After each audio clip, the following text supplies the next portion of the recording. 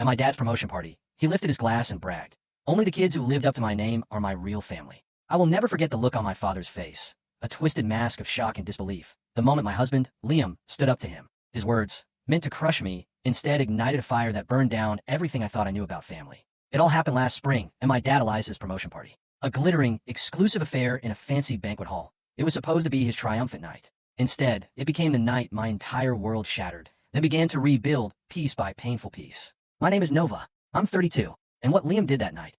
Well, you want to hear this? Growing up, success wasn't just celebrated in our affluent Boston suburb. It was demanded. Our colonial house, with its perfect lawn, looked like a postcard. But inside, it was a different story entirely. My father, Elias Harrington, was a banking executive who measured love like it was a commodity, doled out disappointment like candy. My mom, Serafina, was beautiful and quiet, caught in his shadow. She'd offer me hushed comfort after his tirades, but never openly defied him. When breast cancer took her at 20, that fragile buffer between me and my father's impossible expectations just vanished. My siblings, Ethan and Sophia, were his golden children. Ethan, years older, followed dad into finance, a Wharton grad, climbing the ladder fast. Sophia, 2 years my senior, became a cardiosurgeon, collecting accolades like they were going out of style. They were the real Harringtons, the ones who made our last name mean something, as dad constantly reminded me. Then there was me. I escaped into books, into art. I still remember my 12th birthday recital. Family friends filled our living room, and I was playing Debussy's Clair de Lune. My fingers trembled. I hit one wrong note, just one. My father stood up, straightened his tie,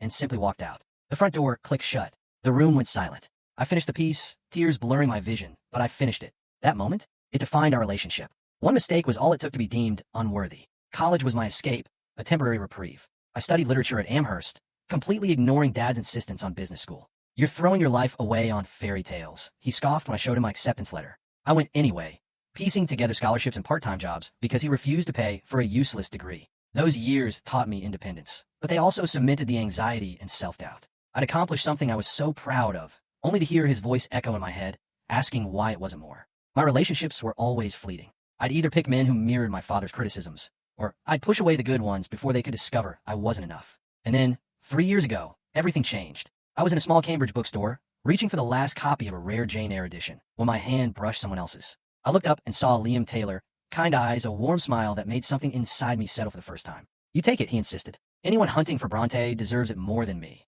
We talked for hours at the coffee shop next door. Liam, a software engineer, loved literature almost as much as I did. He listened, truly listened, without checking his watch or preparing his next argument. When I hesitantly mentioned my dream of starting a publishing house for overlooked authors, he didn't laugh. He asked thoughtful questions about my business plan. 6 months later, with Liam's unwavering encouragement and his help with financial projections, I launched Lighthouse Press. We specialized in literary fiction by diverse voices, starting small.